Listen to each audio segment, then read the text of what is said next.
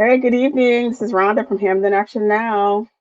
We're talking voter suppression tonight in Connecticut, and trust me, it is a thing. Despite what people want to continue to say that it's not a thing, it is absolutely a thing. And so we have a really star-studded panel tonight to talk about how we're going to end, all of us single-handedly are going to end voter suppression here in Connecticut. So please stand by, hang out. We'll be back in a few.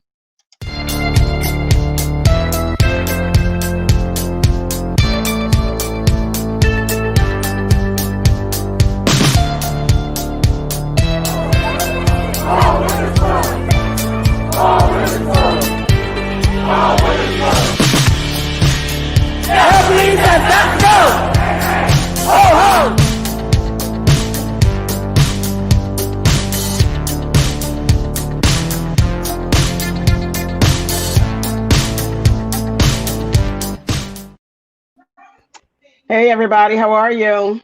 Good. Good. Doing well. Thank you so much for coming. How are you? We have a star-studded panel tonight to talk about voter suppression in the state of Connecticut. We are represented from obviously Bridgeport all the way to Hartford, Farmington, and that means that we're really serious because it's going to be a statewide effort. So we have Bishop John Selders, Connecticut Moral Monday, and his wonderful, lovely woman, First Lady, Bishop wife, Pam Selders. And she is with Connecticut Black Women. We have Edgar Graham of Urban Concepts out of Bridgeport, Connecticut. We have CJ Newhallville. Lord help Newhallville, because you know what? She's already put her stamp on it. We have Abdul Asmanu he is our corresponding secretary for the Hamden Democratic Town Committee, which totally rocks. Then we have Dewan Eastman from Farmington. He's with Citizens Opposed in State. And we have me, myself. We have one more guest that just joined us. We have Karen Loki from Common Cause, Connecticut. So, how are we going to tackle this problem of voter suppression in Connecticut? How are we going to pull that one off? Just curious. What do you guys think? Speak Live Now is one good start.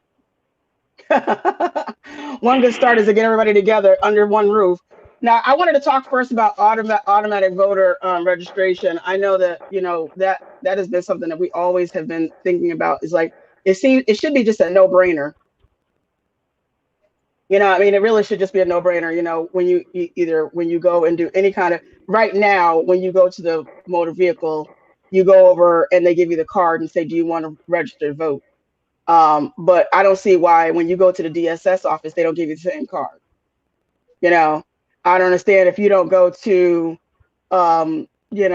whatever office that you go to, any state agency you deal with, Department of Public Health, anywhere, they should just automatically hand you the little card and say, we would like to know if you would like to, here's your voter registration card. Please fill this out in addition to your other paperwork.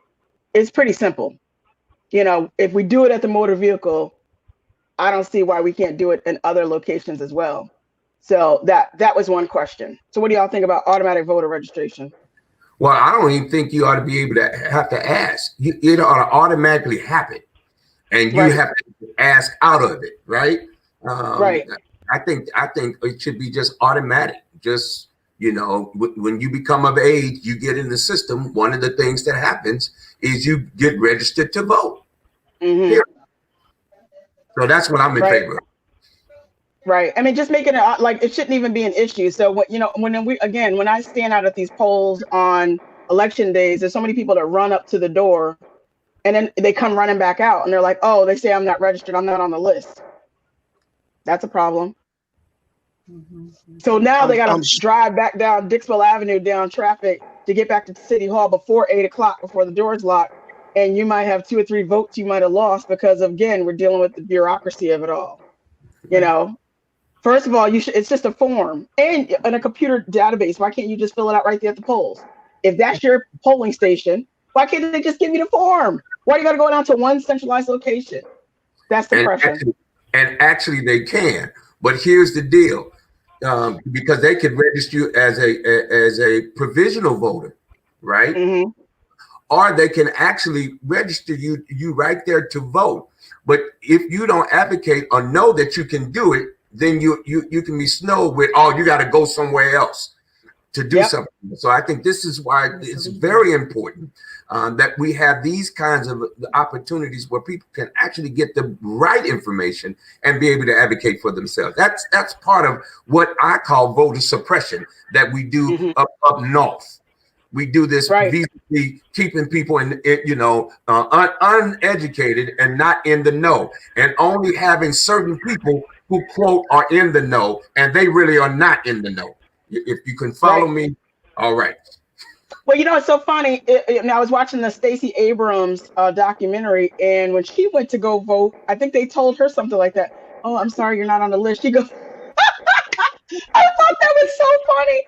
She was like, I came back and she goes, I just went over there and they told me I wasn't on the list. She goes, and what I did is usually, most people would just walk away and say, forget it. She goes, but I'm going to go back and tell her to please check. She goes, oh, yeah, you are on the list. I mean, they told me a couple times I wasn't on the list. I said, really, I'm not on the list. Right. Oh, I'm sorry. Here you, yeah. Yes, you are. Oops. I believe there's a national way where individuals could be registered or can be registered, because I'm showing my age now, but a few years back they had this thing called selective service that automatically, when you became 18 years old, you were automatically signed up. You had no choice. You went into a data bank. They sent you a letter stating that you need to register and sign up by this period of time. You couldn't get college scholarships or anything without that, and it was also subjected to incarceration if you didn't sign up. It was almost like a draft. Yes, sir.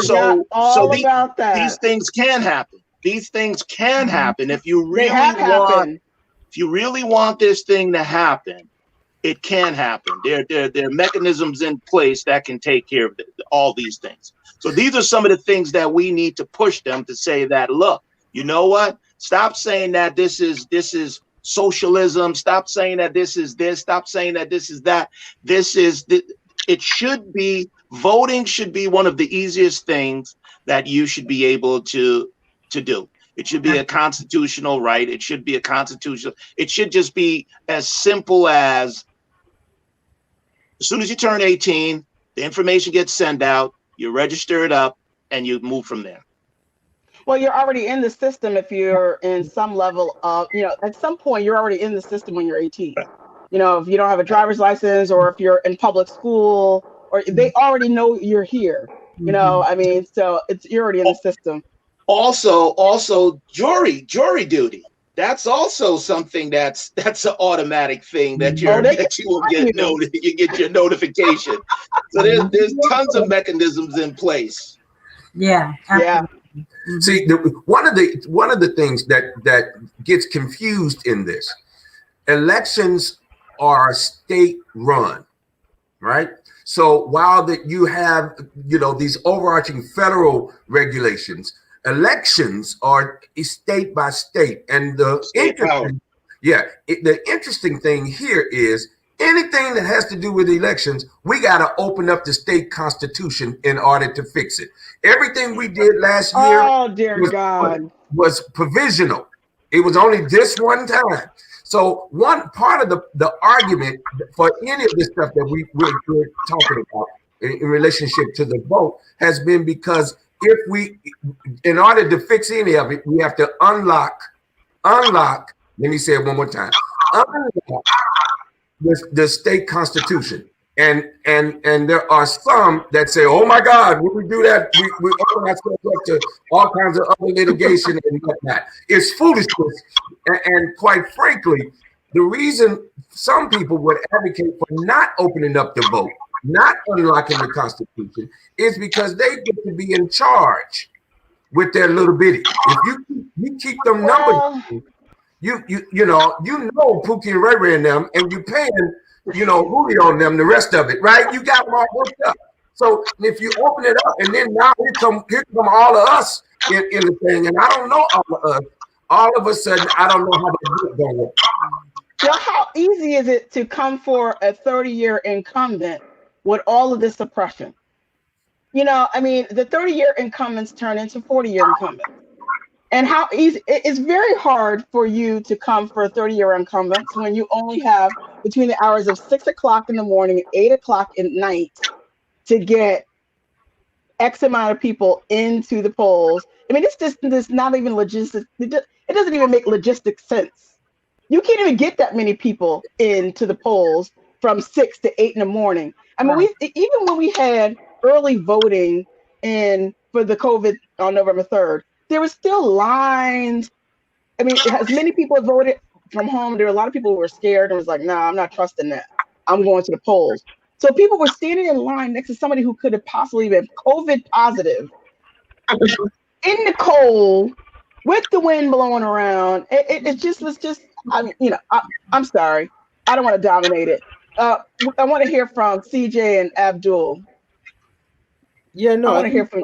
I think you brought up a really good point. You had people in long lines that were, risking their health to be able to cast their vote because they don't have enough trust in our institutions, which is another question on its own.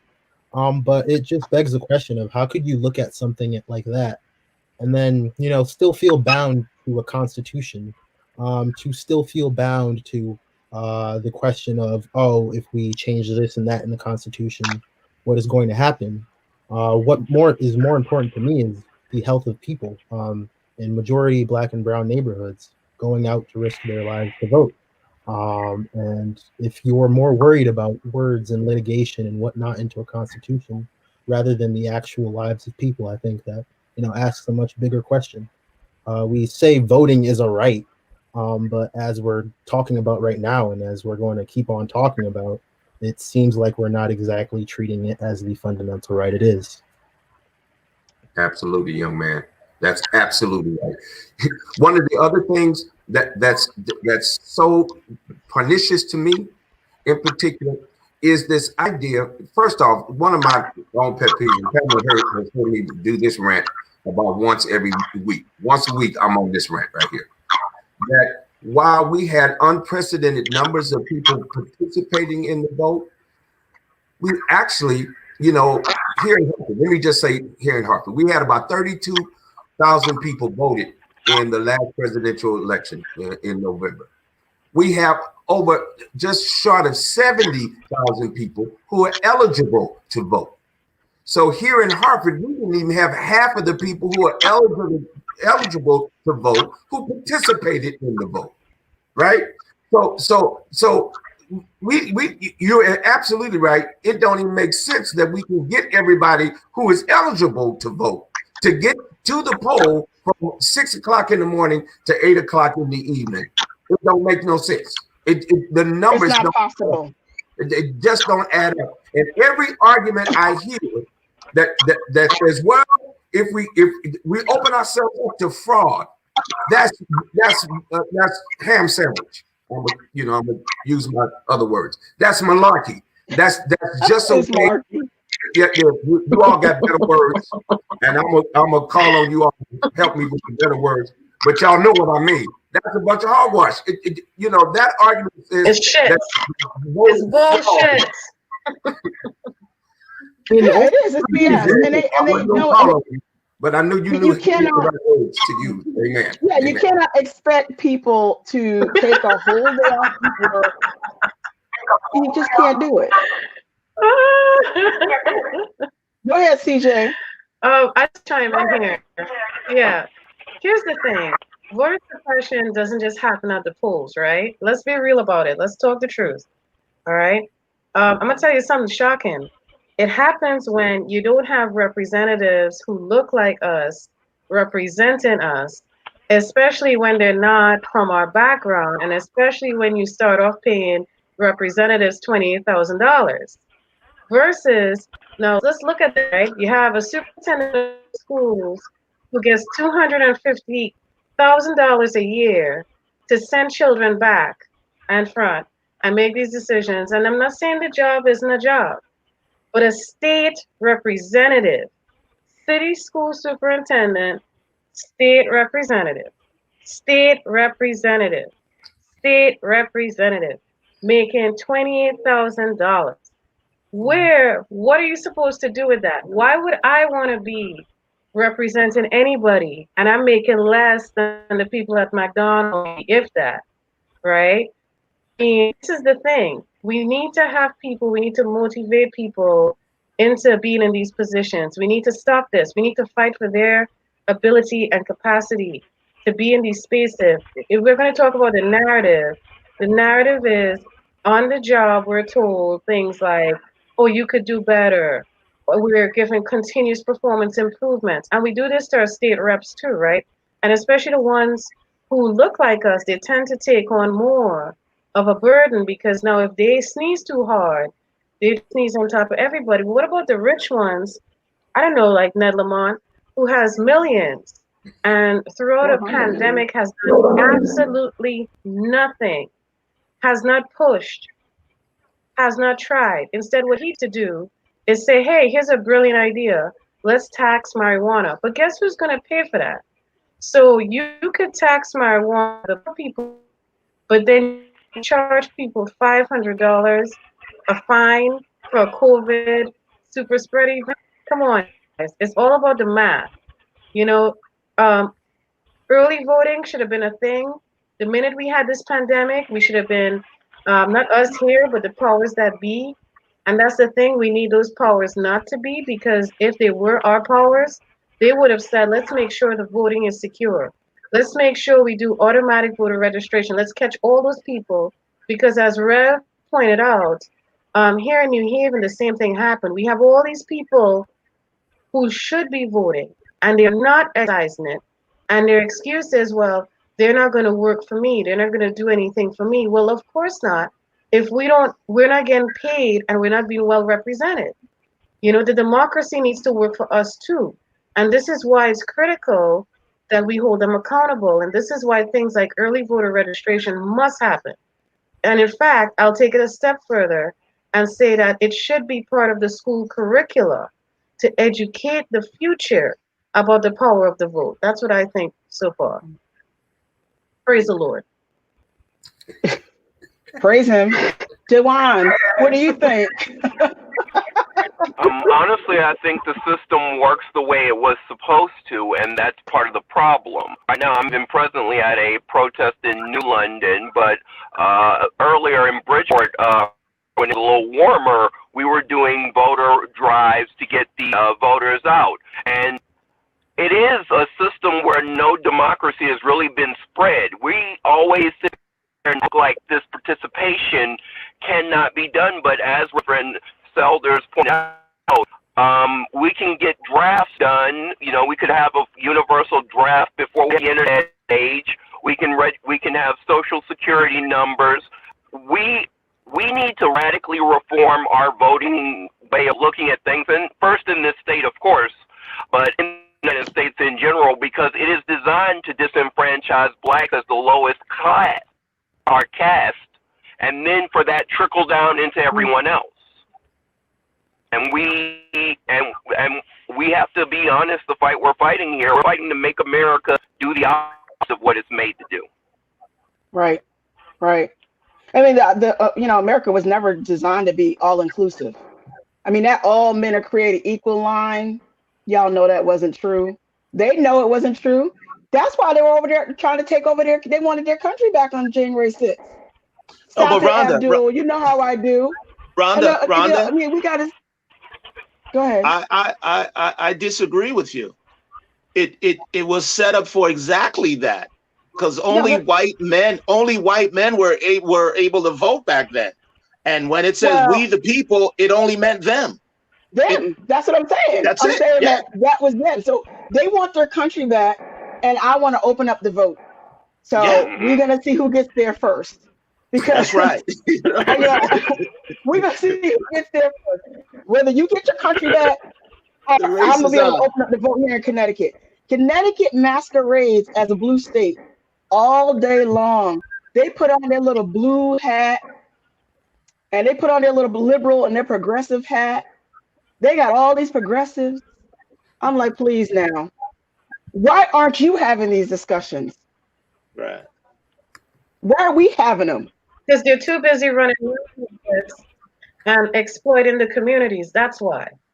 They're too busy buying Black Lives Matter signs. Oop, did that slip out? I'm sorry. I'm not gonna listen. I'm not gonna be that kind of talk tonight. All right. What do you guys think about Too busy running The Black Lives Matter. They're too busy trying to buy Black Lives Matter signs. All right, for all that went out and bought Black Lives Matter. You know what I'm saying? For all y'all white folks that went out and bought Black Lives Matter signs on when George Floyd had that knee, but y'all traveled down to the Capitol on January 6th. Just take it down. It's all right. We see you. We see you. But speaking of Black Lives Matter, one of the issues that I'm really having a problem with, and that is police participation in the Black and brown vote. On that one day that we get to go to the poll, the police are all posted up all around there, you know, opening us up to all kinds of issues, intimidation and threatening, you know, and harassment and so on and so forth. And some of us are willing to go through that. Some of us are not. Some of us, you know, have some issues that we're trying to work out with the law, and we don't want to have that encounter. That's one thing. And another piece that really bothered me, I just found out this happened in the Hartford area and the surrounding area in Bloomfields, in the emergency voting, in the absentee voting, when people are in an emergency, you know, they need somebody to come and bring them an absentee ballot and then take it to the polling place, or, you know, drop it in the box or wherever. Well, it's the registrar's job to do that. The assistant registrar's job to do that. We both know that they're too busy to go out and pick up emergency absentee, deliver and bring them back on election day. On election day. So then they, on that one day, they give us one. So they call. Well, I have to. Yeah, so they have the police. They call the police to go and do this process to deliver them the absentee ballot. Wait until they fill them out, then they take them supposedly and drop them in, you know, in the box for us. And we don't need police to be participating in our voting process. I was shocked. Not in our business. But that's something that was the most ridiculous plan I ever heard in my life. I was like, are you kidding me? Yeah. And then when I asked about it, they were like, oh, well, what's the problem? What's the problem? Do you not know the relationship that Black and brown people have with the police? You know, we just had an uprising, right? You know.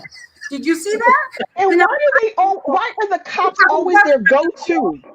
Because it works for them. The police work for them. You know, the police protect them. They feel great when the police are at their polling spots, but they're not at their polling spots. They're at our polling spots.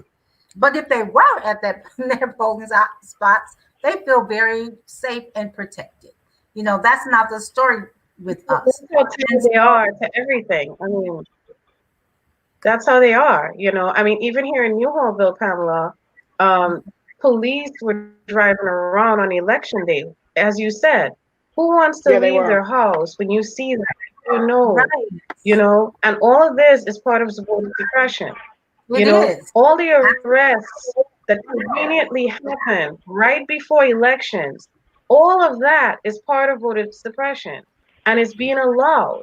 Working people, if you are undocumented with proof that you're being paid by, and somebody trusts you to come into their house and clean and take care of somebody, you should be allowed to vote. Because if somebody could trust you like that, you have the capacity to make other decisions as well. And what they narrative, they make it such that they tell you what you can and cannot do. I voted before. Prior, it was mandatory. You got automatically registered. That removal did not happen by mistake. It did not happen by mistake.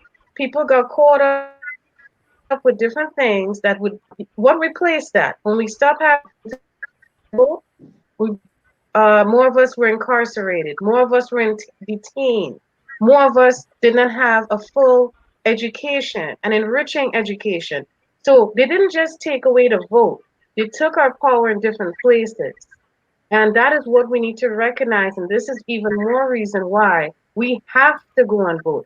Listen, if Georgia could do it, we can. But as Rhonda pointed out, Connecticut tends to be a blue state. It does a good game, but quite frankly, it runs on privilege.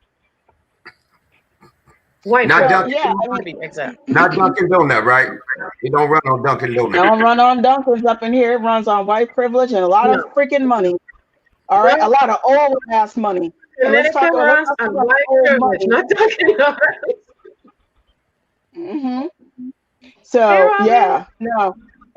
So Representative Porter, I see you chopped in to hang out with us tonight.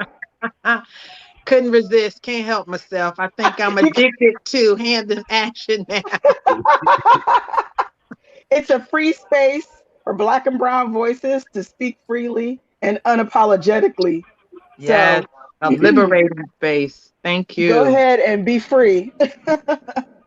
I mean, I'm just tuning in. I'm listening. You guys are talking about voter suppression, and we know that's alive and well, just like the thing is rooted and grounded in called racism. So I had somebody tell me, I said, well, why haven't we already had, early voting? That's a no-brainer. Well, I had a lawmaker tell me, well, we tried that in 2014 and the voters shot it down. I said, what? What voters shot that down? It wasn't me. So then I was like, I went on the computer and I looked it all up. And I said, is this what you're talking about? I sent y'all the language around. Remember the language? I sent around, said, what did you think? If you saw this, what would you say, yes or no? And everybody was like, I don't know what that even says. Yeah, you didn't even know what they was talking about. And most people said no. They were like, no, I don't think so. I'm like, yes. So there it is. It's confusing. And that was done on purpose. Right. That's language. You put on the little sign, a little referendum, a statewide referendum. You say, blarney, blarney, blar, blar, because that's what it sounded like to me. And then you got the unmitigated gall to walk around Connecticut and say, well, it's not me. The voters shot it down. That's how privilege lives, though. It's updated constantly in our law, quietly when we're not paying attention. It's just a poll tax. Yes. That's a form of, my God. It's a form of a poll tax. It's a form of a poll. You have to be able to read this little bitty writing, and you're supposed to be able to interpret legal talk, lawyering talk, and understand it enough to vote on it. If you can find it, if you can even see it. And nobody told you it was going to be there either. Like nobody said it was going to be there. So you get your ballot, you just try to concentrate on who you voting for. Right. Listen, nobody fell off of collard green trucks. Oh, we're done with all of that. Listen, let me tell you a brief story of what happened here recently in Hartford. Our water district, the Metropolitan, the MDC, is a regional entity, and it's a quasi-governmental organization. It's privatized, but it's quasi-government. Representative Porter can talk over the details of why we do these kinds of things in this state. It's another form of what I call white supremacy racism. But anyway, here we are. The water district, in most instances in and around Hartford, have waterworks, meaning all the guts, the sewers and stuff that had not been attended to and deferred maintenance for over 100 years in some cases. We got water, people getting water in their basement all over the place. If you know Hartford, the North End is one of the oldest of housing stocks in the city. Well, we got our people over there are suffering with buffering because the infrastructure ain't there like it should be. Deferred maintenance, years of wear and tear. All right, some real good folk took the state, took this organization to court, won the case, so that the MDC ultimately had to fix the stuff on their dime. All right. In the meantime, some political types decided, why don't we do a referendum, a vote to the voters? And they languaged the vote check this. The campaign was called the Clean Water Act. So what then they dropped it on folk within 60 days of the vote. Who don't want clean water? So when you hear it, you be like, oh yeah, I want the clean water. You know what the scheme ended up being is that the scheme was, let's make the taxpayers pay the bill for the deferment of our own lost case. And ultimately, when we found out they had dropped this campaign, we got out there in the community. Folk was like, well, wait a minute, hold on, wait a minute. And before you know it, 95% of the voters voted yes for clean water, to put another piece of money on their taxes, which is already off the chain. Right. So on the MDC bill, we get another little tax, another little piece of, on all of your utility bills, there are all these little pieces of taxes and money and stuff. And you be like, well, what is that? What is that? That's $3 here, $5 here, $8. All of a sudden, they collected money and then started to do the deferred maintenance on that deferment. That's how insidious voter suppression is. You name it something else. You fake like it's doing something good when in fact it's trying to cover up 100 years of your neglect, and then you put it on us. Well, just think about how they take these kind of situations. They take the ballot and they exploit the people with it. I mean, they literally took the ballot in that case and continue to use it to exploit a community. I mean, which is the filthiest part of what our democracy is supposed to not be, like that language and this language from 2014. Like it's even worse than suppressing the vote. It's using the vote to continue to advance an exploitation of a people. Absolutely, it's really horrific, really, when you think about it. I mean, because it doesn't get much worse than that. We need y'all to come to the poll this year. Come to the polls. Come on. We need you to circle this one. Yes. Circle this one. For clean water. You want it, right? Yeah. People didn't know. People didn't know. And when we found out, it was really too late. And it was just then confusing. Don't do it, because what we're doing is we're paying their bill for them. Right. This is what we say, but then, oh no, not clean water. Well, what? It's very confusing. So people voted for it. Right. And now we're paying it. And this is why we have to continue to be actively involved. Like, we have to be actively involved with our lawmakers. We got to be asking questions. What are you doing? Give me that language. I want to read it about 3 or 4 times.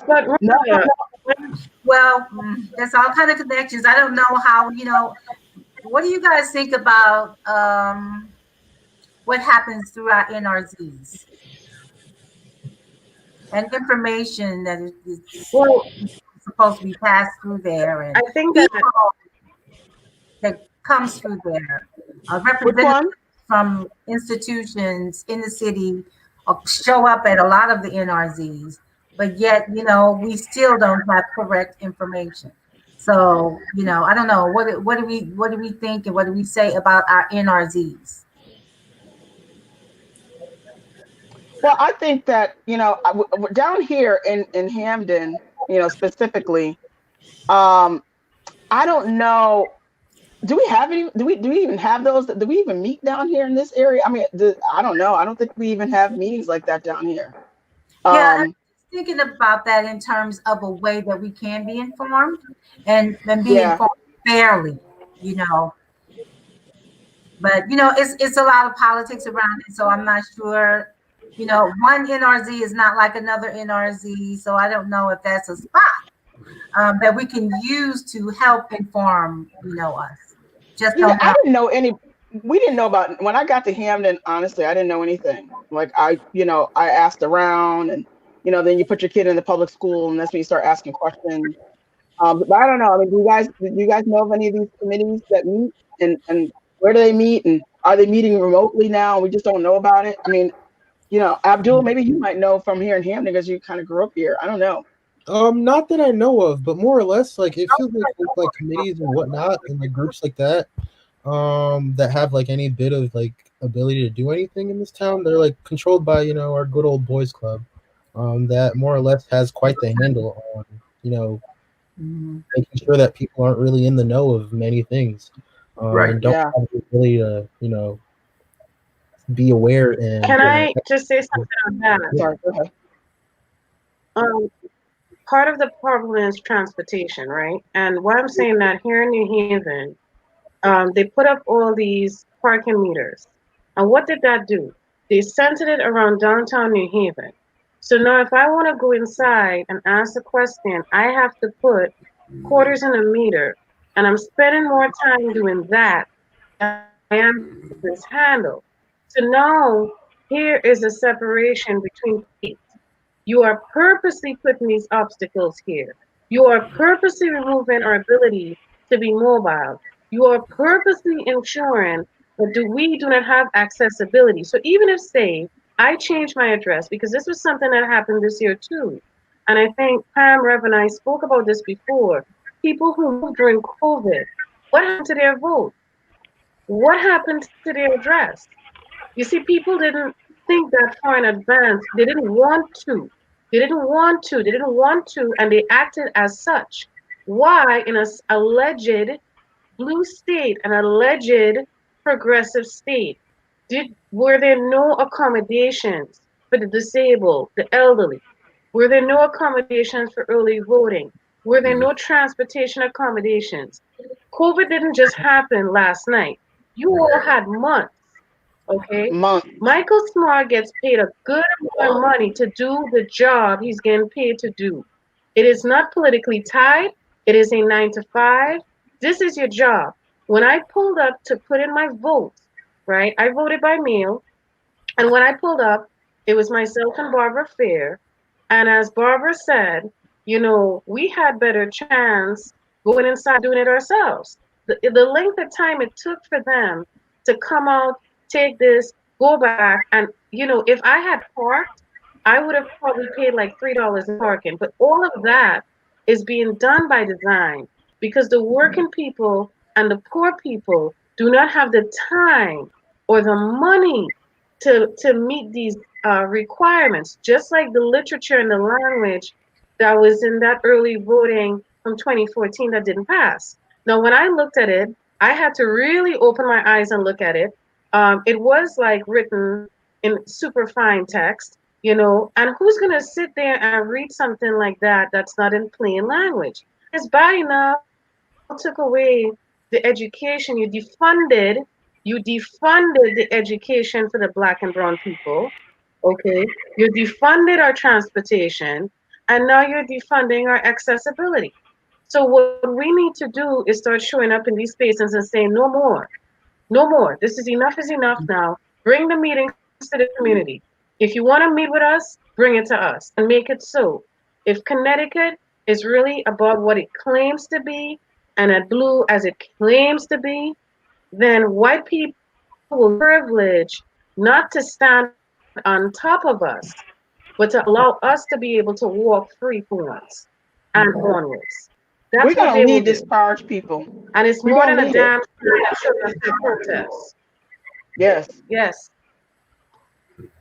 We're going to lead this charge, and they're no longer going to snooker the Black and brown and the indigenous folks in the state of Connecticut with your BS and your legalese and all your foolishness on these ballots, and then sneaking the language on and not telling anybody about it, and then everybody getting there not knowing what's going on. You listen, and the finest and best clapback to any of this suppression is to start removing people from their seats, especially these little comfy incumbents. That's right. That's a new little name, the comfy incumbents. Oh, yeah, okay. They get all up in there and they get all reared back in that chair, and they say, "This is how things are going. You got to come through me." Yep. No. There's nothing democratic about it, and they know it. And I know, in February, we're going to start having classes on how to take over your DTC. The Democratic Party, you know what that looks like. Because you were there too. You did it, Rhonda. You did it. You did it. We're gonna teach Connecticut. Let's do it. Y'all who got the man behind the curtain, the voice behind the curtain, Oz. You know, who's the Wizard of Oz? Who's the man, the voice behind the curtain? Mm-hmm. We're gonna tell everybody where y'all at. Exposure. Yeah. You're going to teach the class, right, Rhonda? You're going to teach the class? Waterbury, New London, New Haven. Yes. I know New Haven. Y'all hear me too. Yes. See, what you're naming is the real reality as it relates to voter suppression. So would y'all give me just a minute? In Stanford, for example, you got nearly 80,000 people who were registered to vote in this last presidential election. All right. Just a little shy of 80,000 people. 58,000 of those 80,000 voted in the election in Stanford. Wow. Stanford is largely white folk. It's a white town. Now let's say, I've already told you Hartford had just shy of 70,000 registered, and only 32,000 people actually participated in the election. In New Haven, you got almost 89,000 people. All right, and you had about 41,000 people who actually voted. So that's less than half.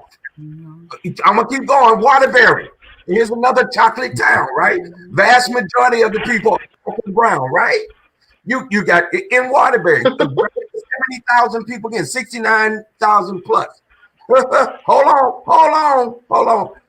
Only 35,000 people voted. So you're telling me there's not a direct corollary to those who are black and brown in these brown towns and the vote, or who's got control of the vote, right? If we wake up the sleeping giant of black and brown folk in chocolate towns here in Connecticut, we're the vast majority of the voting population. If we would only get clear that it's ours instead of it's theirs. If we could get clear, there's no chocolate town that we are the majority population that should have a white boy mayor in it. White to make the city council. I don't know what Justin Elliker, I know you can hear me. I got my blood pressure up now. So Joe Ganem, I know you can hear me too. See, these are the discussions that people need to hear. You should be a reverend. You know, I can't. We have so much power there, and we're just sitting on it. There's so much power. And we're just sitting on it. You know, we don't. No, but can I say something to add with the good Reverend said? I'm going to say something since he threw some gasoline there. I'm going to throw a little match up there. White people, if you are going to support one of ours, support them. Don't buy them. There's a difference. Whoop. Support them. And that's the thing. If you truly believe. It's like a whole food chain with that. Okay. And it's very, very, very okay. Because we can be bought out for $300, $50. Mm-hmm. You know, and it's just sad. You know, it breaks my heart over and over again how disempowered we believe we are. You know, it is such a great brainwash. It is. It's been a really we are not the minority. We are the brainwash. And they want to know that in that game. You come to know them. You know, anyway, that's it's unbelievable to me that we are in 2021. The statistics I just routed off to you are all public record. You can just Google it. Y'all young people, y'all got all this fancy technology. Google it. How many people are eligible to vote in my town? It'll come right up to you. And then check at the Secretary of State's website who actually does vote. And check the towns. Check the towns that are all full of liberal vote. I'm gonna just say it like that. All right, that's code. I'm speaking in Liberal code. white. Liberal white folk, like check them towns around these urban centers and see how many people vote in those towns, as opposed to how many people vote in your chocolate town. All right, and start asking questions there. And who benefits from the lack of the vote? Who benefits from that? So again, you're right. These 30-year-old incumbents, it's hard enough to beat an incumbent in the first place. A one-term. Let me tell you what happened in the primary here in Hamden last year in August. We had people who were on the ballot to run for spots on the Democratic Town Committee in March. They were registered Democrats. Everybody knew it. When they went over there in August to vote in the primary, they were told that they were independents. They were not allowed to vote. All black folk. So they called me up and they're like, I was like, I don't. Right. You know, that just doesn't automatically happen. Right. Like you would have had to go and tell them or fill out that thing on the computer to say you want to change your party affiliation. That's right. Right. And now they went over there. This is like 7 o'clock in the evening. And obviously you can't get anybody on the phone. Right. So basically these were these were disenfranchised voters. Yes. Because some shenanigans went on behind the scenes and they were not able to vote. Now I'm like, well, did you do anything since March until August? They said, we've been in COVID. I haven't done anything since March, but but basically be home. So this is another thing. The best way you could give an incumbent a run for its money within your own party is through a primary. But if you could just go to the computer and just check off a whole slew of people and change your party, and then they roll over there to the polls and are told, I wish I would have rolled over there and they told me I was an independent. Lord help whoever was at that damn poll. I've been a registered Democrat since 1986. And you're going to tell me somehow some sort of miracle, some magic happened and I suddenly became an independent? I would have went off. They would have had to get the police. They would have really had to get the police. But this is what they do. Yes. You know, and then people go, I don't know. Yeah,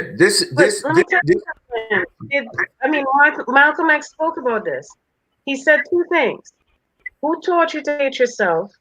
And he told us pay attention to the white liberals. And this state is home to a lot of white liberals, okay? And they sit on boards and they make decisions. And guess who they make them for? Not the chocolate towns. So we need to pay attention to that. And if they are willing to donate or contribute, they do that part. Do that part. But it's not the same as buying. We are not up for sale. Right. Cut it out.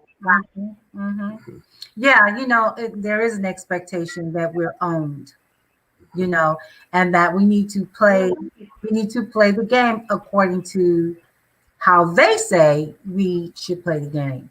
And we do need to send a message to all of them that no, I'm not owned. I'm unowned and I'm unbossed, especially by you. Yeah, we got to take it back. Yeah, we take it back. And and it's a lot of things we have to do because this white supremacy thing, it just goes so deep. It's through and through. It is not everywhere. Black and white. It's not just black and white. It's all of us. All of us have been, I said it before, washed in it, born into it and washed in it, dried in it, and hung up to dry again in it. So, and we don't recognize how we've taken it on. And we believe white people. We believe white people, and we don't believe ourselves, and so it's work to be done there through and through. Let me just leave it at that.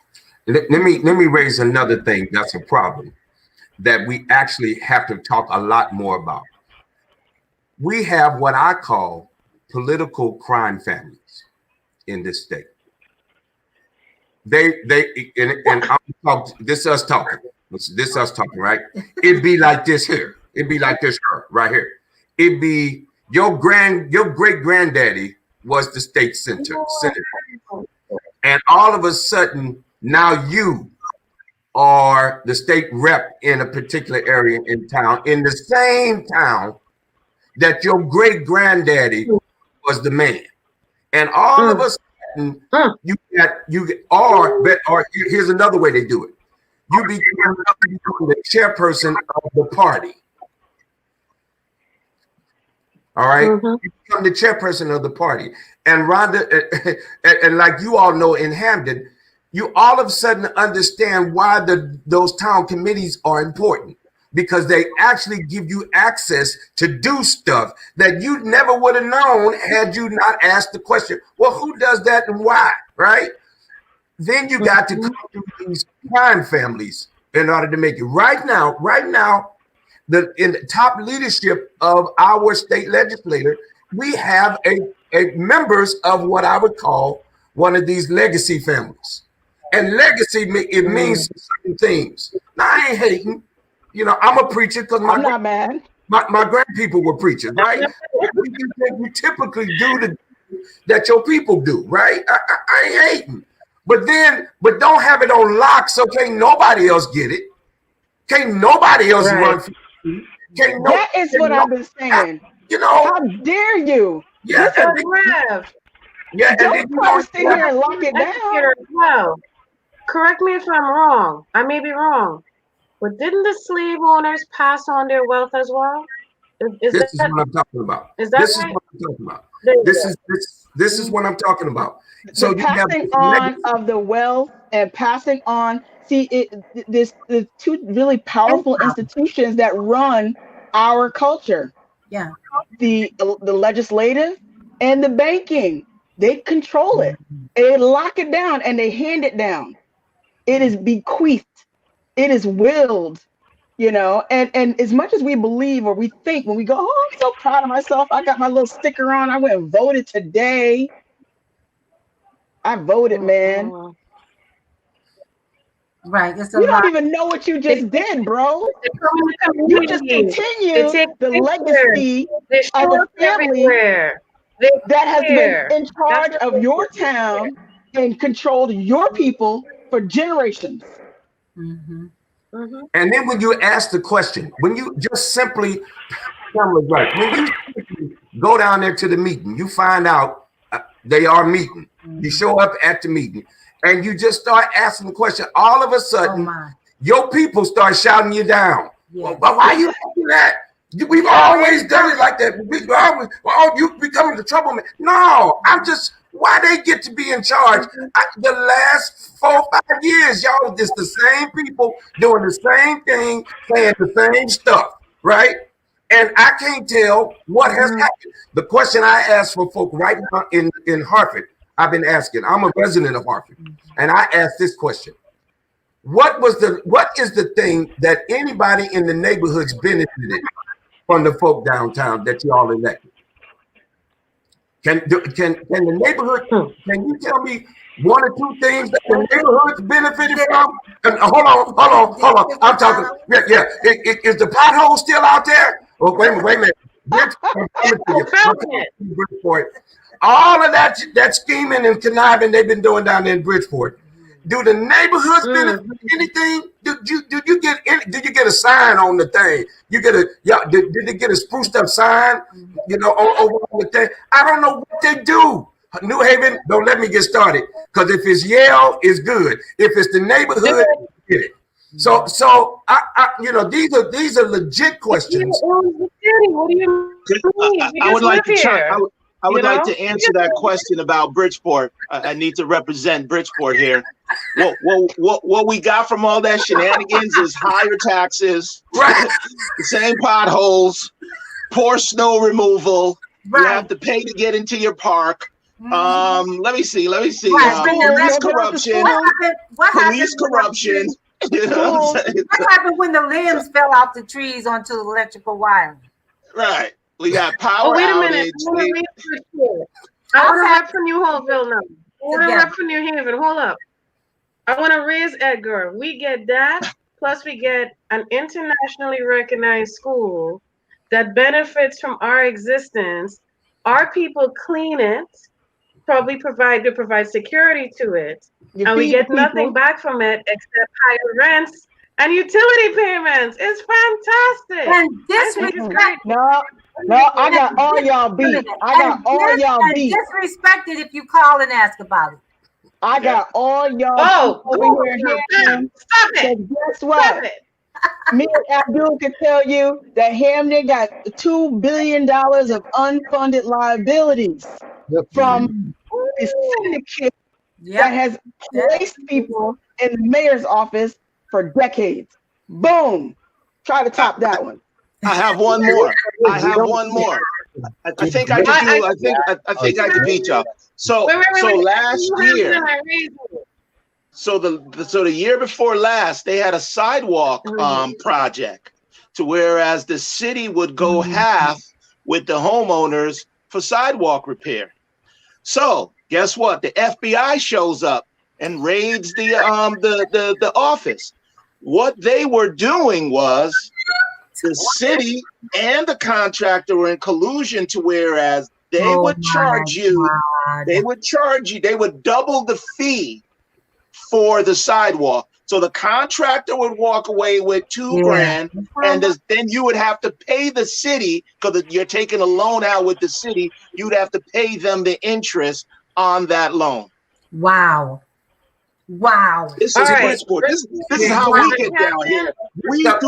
We do corruption right. We do corruption right here. Okay? We don't play around with it. We do it right. New Haven has it beat. No, wait a minute. New Haven has it beat. See, I'm sorry, Edgar. Because you can't beat that. You can't beat that, CJ. I got you. I trumped you. Let me finish. I don't know. Because we do things like, we do things like provide energy assistance, and then conveniently the office gets shut down for an investigation the day when everybody goes to apply. And then all the staff disappears. We do things like having people serve on different boards in key nonprofits and organizations, and then they conveniently all meet up and make decisions at City Hall too.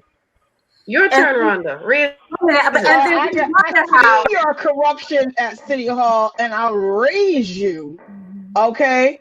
A police shooting at somebody 16 times for a mug that said he opened up the car door aggressively at me. Oh, but until the video came out, when y'all were shooting at each other. The cops were shooting at each other. Wow. I'm sorry. That was just a mistake. It's straight up and down. So I still got that is happening. This is straight up and down thuggery that is happening in all our little townships and cities and all over, not just Connecticut, but the USA. And we wonder how a showdown went down on the 6th. Yeah. And we think we're safe now.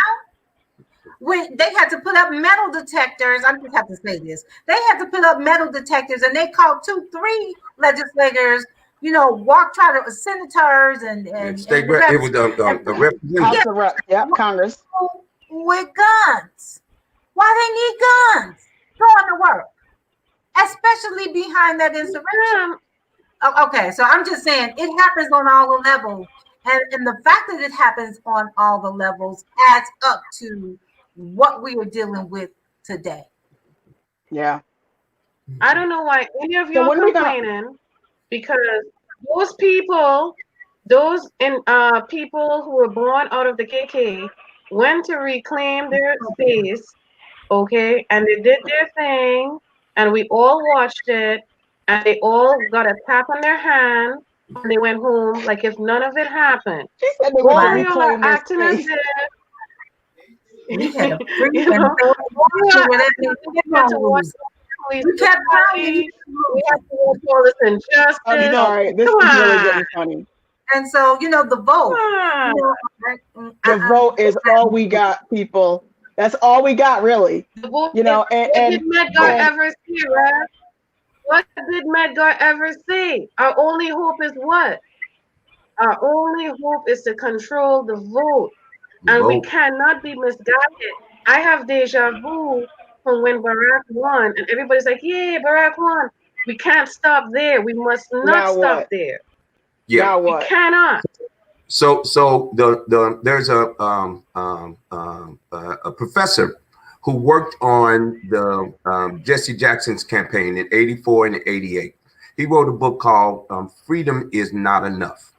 And what he does is he tries to, he wrote this book right before he passed. He's an ancestor now. He wrote this book right before the presidential election of President Obama.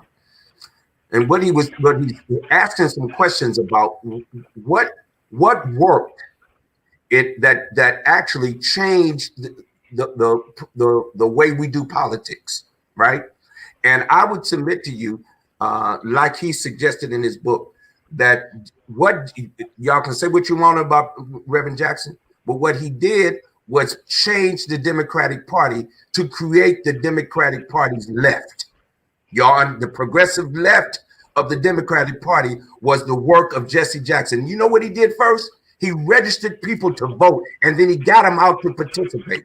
His election, both his run in '84 and '88, showed the Democratic Party, Negroes we got to pay attention to. Oh, by the way, we got to pay attention to Black women in particular, and we got to pay attention to the gay people, because the gay people are all of a sudden figuring out they can vote too. So you all hear all of the underrepresented groups, if they come together, all of a sudden we create political power. There, in organizing terms, there are two kinds of power: money power and people power. And we in here in Connecticut, we got people power.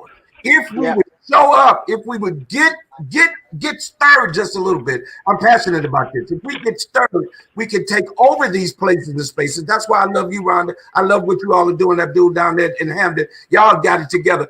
It's Edgar and I. We got to figure out what we're doing in our towns. Our towns, we a little slow. We got to figure it out. But we're on our way, because this corruption, we got to call it, name it, and put an end to it. And I just want to add, truth be told, here in Connecticut, there's a lot of Black and brown dollars that we should access. We have to do the work to, in some ways, of letting that, of convincing them not to use that money for right-facing, issues. Turn it back to us. But we have money power too. It just is not coming to us. It's going to white people and the white agenda. The white agenda. The white agenda is high on the priority list. I mean, the white agenda for Governor Ned Lamont is we should tax gaming and cannabis. And nobody said nothing about expanding voter rights and voter opportunities. No. Nobody said nothing about restoring parolee. Who paid that tax? It's ridiculous. And you know who else we gotta get rid of? We gotta we gotta get rid of the sellouts. We gotta call them and say, hey, Lord, get out.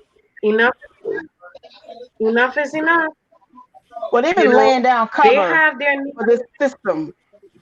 Yeah, and it's work. So, and what I have, I realized that this is what, white supremacy has done to us. We're confused. We don't understand some things about who we are and what we are to do, how we need to build ourselves, because we have bought into this lie that white is right. And so, and the not loving of yourself. If you don't love yourself, you're not going to stand for yourself. You're not going to fight for yourself. You're not going to vote for yourself. You're not going to use your money politically for yourself, right? So this is work that we need to do to shift that and change that, expose the lie of white supremacy and the violence of racism that gets the job done. We really need to do that. If we did, and we saw it on, high exhibition, on the 6th, if people want us to just straight up and down, be overtly, into white supremacy. Well, as opposed to covertly doing it, but it is a deep work that we have to do. We really have to expose it. It's nowhere, no conversation we should be having, but we're not talking about white supremacy. What it really is, how it really shows how it really impacts us, how it really divides us, you know, and we don't need to hate each other about it. You know, we don't need to hate each other about it. We do need to extend as much grace and as much time and energy as we possibly can into those of us that are totally lost, because that's what that is. It's being totally lost. You know, we can find it. You know, well, but we are absolutely going to continue these conversations. I don't want to keep everybody too long because, you know, I could go till at least midnight and everybody be mad at me. I wouldn't. I can go too. Reverend Taryn, did you have any words? Can you hear me? I can hear you. Oh, I know. Well, I just look. I am what we're talking about, like at the very least visually. I just want to say that I'm glad I'm going west, and that I am here in the company of people who are doing this. How many seats did you all flip, Rhonda, in the Hampton Democratic Town Committee? I don't know. It was a lot, but how many? 52 out of 50, 61, something like that. 52 out of 61. I believe is the number. Yeah, somewhere around there. Yeah. And Rhonda Caldwell was a driving force in that whole thing. No, not really. What happened is I got mad because I lost an election because the Democratic Party, of which I've been a party to and a part of for over 30 years, told me, they didn't tell me anything. They just basically gave me the middle finger and said that was it. Oh. So I said, oh, okay, that's nice. Well, we'll see you on January. Hello. We'll see you in January at the caucus. And then we saw you on March 3rd at the special election. And everybody was mad. Our whole town was mad at how they behaved. It was horrific. We're not done yet, just so y'all know. Rhonda, I mean, you know, I don't think people even understand what's happening. They're going to understand it when they go home like George Logan. They're going to understand it. They're going to understand real quick. Yeah, I'm just going to speak, you know. When you lay down cover for white cops, go home. Yeah. What did he the Blue Lives Matter rally? That little stunt on the Senate floor against Gary Winfield was unforgivable. Yeah. And Rhonda, have you told everybody the story about the Keith Center getting locked up on election day early? Oh yeah, I was there. It was locked. The building was locked all day. That's against the statute of the state of Connecticut. The building has to be unlocked and open and accessible. People were pulling on the door, and they would come back. I'm like, no, go knock on the door. And then the lady came out, and then they had a big shouting down match with Marnie. It was on our page. Y'all see it. Go back. Is it true that the reporter had to like knock on the door as a state rep to get him to open it because there's a line of people out, right? They never unlocked the door. The door stayed locked. There was just a gentleman at the door, kept having to stand there and open the door because I guess somebody didn't have a key to unlock. You know how you push a little thing and you unlock it and leave it unlocked? There was nobody to do that. Wow. And the voter Allen wrench. All you need is an Allen wrench to do that. So no one had an Allen wrench? That they were willing to use, apparently. Can I tell you what the town clerk told me when I called to ask why she wouldn't move one of the vote by mail drop boxes down to the Keefe Center? Not Vera Morrison. Not my Vera. Do you know what she said? She said, well, if we put one down there, you know, I'm going to have to like hire extra staff and like go down there every day and empty it out. And, you know, we just can't handle that. You know, there was no absentee ballot drop box at the Keefe Center, which everyone knows that, right? I mean, what that means. You got to drive all the way uptown. It was an inconvenience for the registrar. That's pretty much what she's saying. That's the town clerk. That's the town clerk. So it was an inconvenience for the town clerk. It was an inconvenience for the town clerk. And it happens to be not the white north end of Hampton. You know, both those drop boxes were off the street where nobody could see them, behind town hall. Rhonda had to have a big fight. They did get one down there. Anyway, it just goes on and on. You know, you were talking about the towns. Bishop Selders, I think we both might have the Chicago connection. So the towns here are like the wards in the city of Chicago. I've discovered it is unabashedly a fiefdom straight out of the Middle Ages, and and it seems to be Nothing like Chicago. nothing like Chicago. Oh no. I mean, I'm saying it's nothing that can be at that level. Not to say it's not similar. It's similar. You mean because they admit that it's patronage? They use every 2 weeks, every 2 blocks is a block, a power block in Chicago. Yeah, they admit it. Let's just be clear. They have ward captains, block captains, and it's all patronage, right? It's called patronage. And you it's what it is here. It's just we don't call it that. No, we don't call it that, and it's not quite as organized. Democracy. Yeah, it's extremely organized. You know, this is just this right here.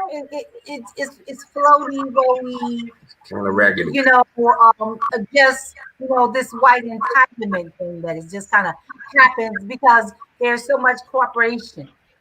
People just kind of go along with it, but it's not that there. You have to be politically savvy.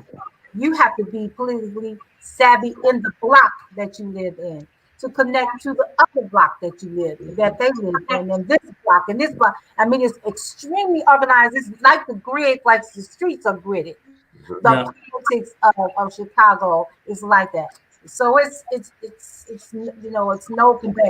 really no comparison. And here there is this New England. It's fake, right? It's not for real. But there's organized chaos. It's organized chaos. That's right. So it has a veneer of niceness to it, right?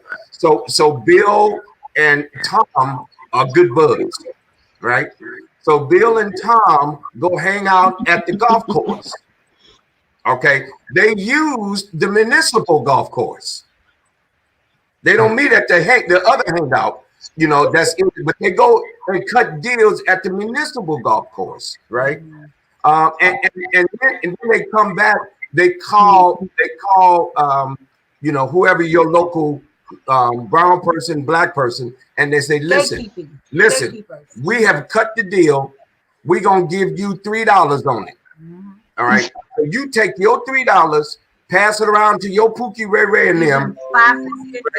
All right. And make sure this go down just like this. I mean, this it really does happen in a kind of strategic, nice, meandering kind of way. And so for me, the analysis from the Chicago is on point from everybody. Very organized. That if you show up here with more strategy, you show up with at least questions, then all of a sudden you're the troublemaker.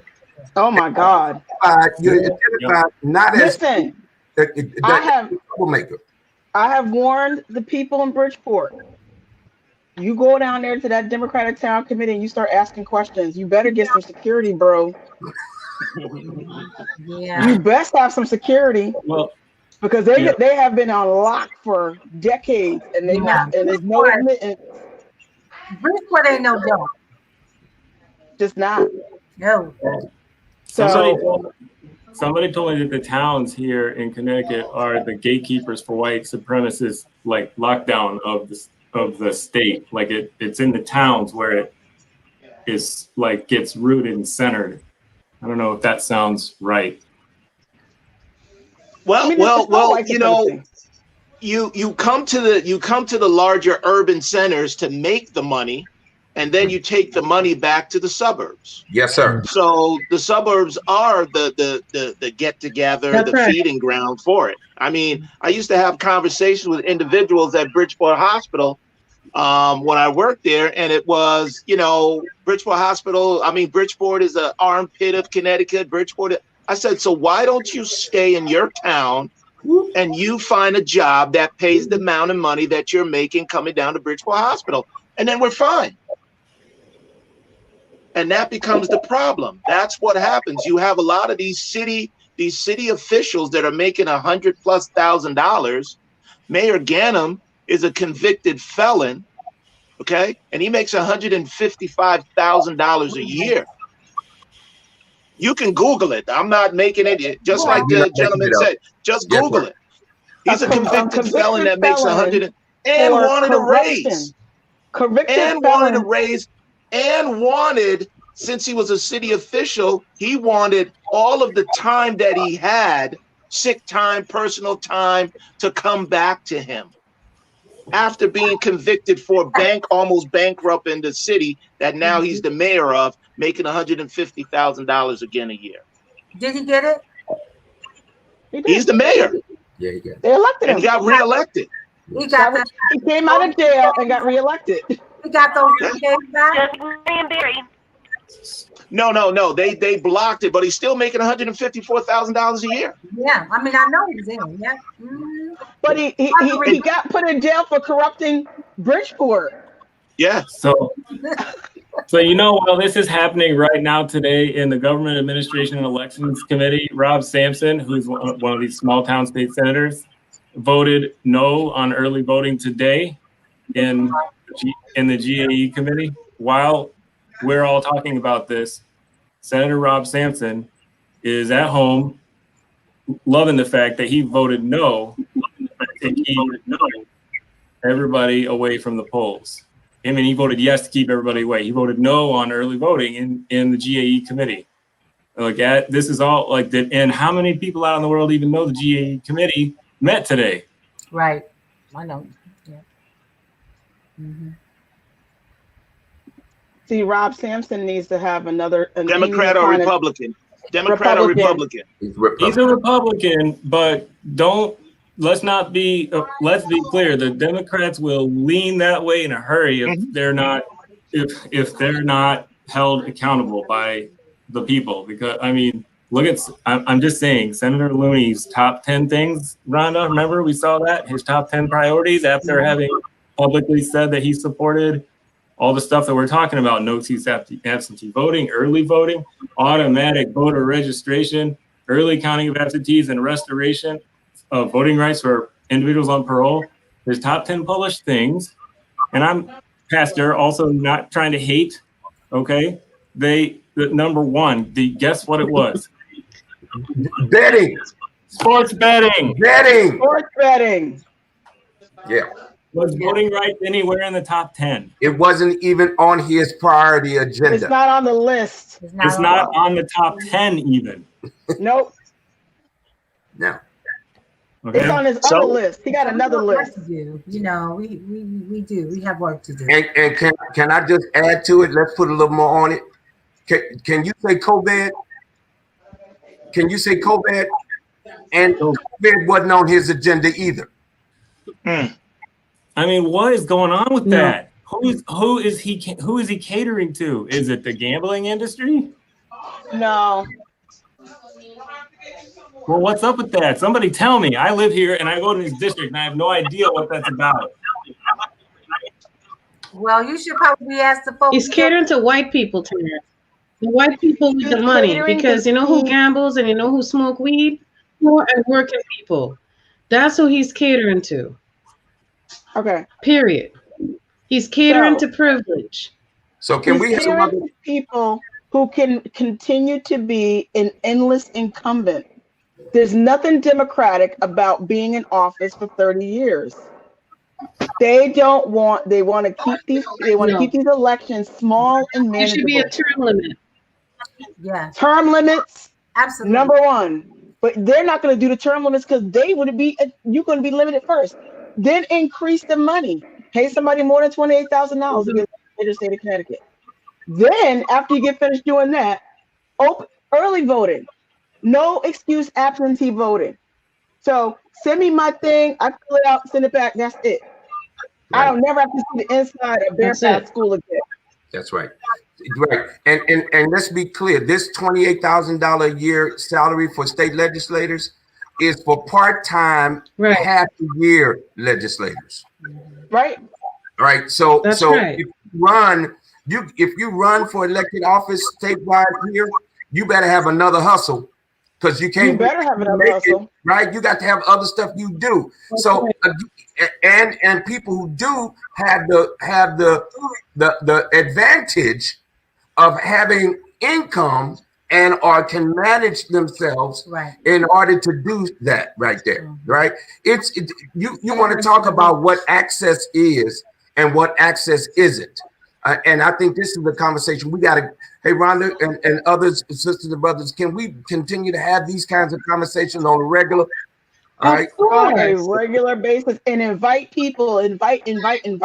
Because while we're in the middle of COVID and the variant is here, yes. I have to go, but I just want to leave with this. Ned Lamont is probably worth about $400 to $500 million. He spent about $50 million of his own money to get a job that makes how much? Right, $200,000. Just do the math. Just do the math. He doesn't need the money. No, he doesn't. So now he's in power. And what's the end goal? To tax people for weed and gambling. To get his friends not to be charged income tax. To put in loopholes. To continue to, make policy violence. like Representative. And remember, he's still dangling this tax for tolls. Right.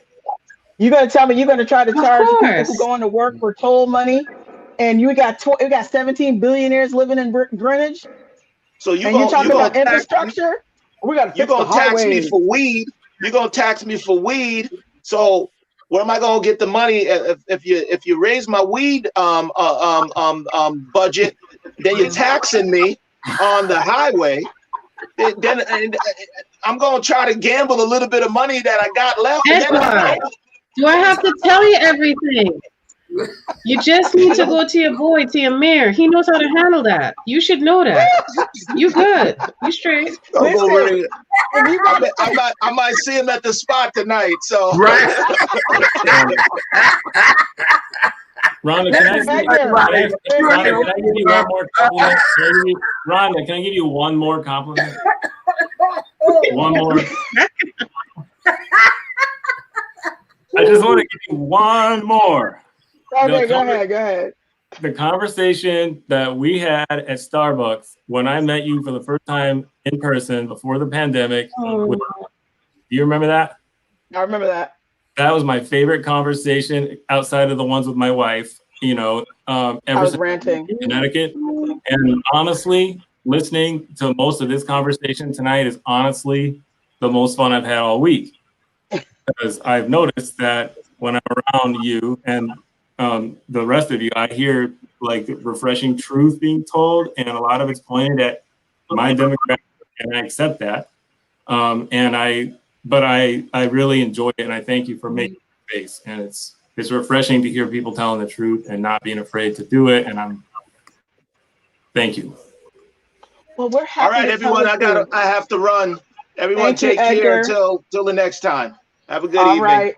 Well, you guys have a good night. I don't want to keep everybody too much longer. It's 8:28. It's too much fun. I know we're having too much fun with this tonight, but I'm going to challenge everybody to go find 10 people and tell them to come and join us next time. I'm going to go call 10. I don't know anybody. And be like, I don't have any friends. She know everybody, and everybody knows her. But yeah, those people who didn't come to the polls in those chocolate towns, I want to go knock their door. I want to know why they didn't come out. And I guarantee you, when I knock the door, I'm going to find people in there that aren't even registered to vote. Yeah. So I'm with you on that. I think we got another in Hartford. I think we got another 30,000 people who are not even tracked to be eligible to vote. 30 to 40,000. And if we got that in Hartford, what y'all got in New Haven, what we got in Bridgeport, what we got in these big cities, in Stanford, right? We got people. We just got to turn them out, and we got to get them activated. And I can, Pamela and I think I can speak for her. Sometimes I can't. I'll be careful. And watch out. Be careful. But watch out. Say we gotta be careful. But I think I'm good. I'm on good ground on this right here. We're committed with the rest of you sisters and brothers to do this work for our people, right? Yes. At the end of the day, Absolutely. I'm not looking for white folk to help us. No. It's No. good if you do, but really what I need you to do is get on out the way, because we're gonna get this on ourselves. This is Yes. for us. And by us for us. This is a FUBU moment right here, right? And so it is incumbent upon us, and I'm stirred. Stuff will happen, and it'll just happen the way it happens, right? Really, what you're responsible for is how you respond to the stuff that happens. All right. As That's an individual, and as families, and as communities, neighborhoods, and as cities, we are responsible for what it is that goes on in our communities. And the sooner we believe that and get to acting like that, the better our end results will be. Yes. I agree Absolutely. 100%. And it's not going to fix itself. The only way it's going to be resolved is that we're going to have to fix it. That's it. That's it. Well, good night, everybody. Thank you so much for coming. I'll send you out some invites, and we're going to continue to have these forums. I'm having fun. All right. We having fun with you. All right. All right. Take care, everybody. Goodbye. Thank you. Bye.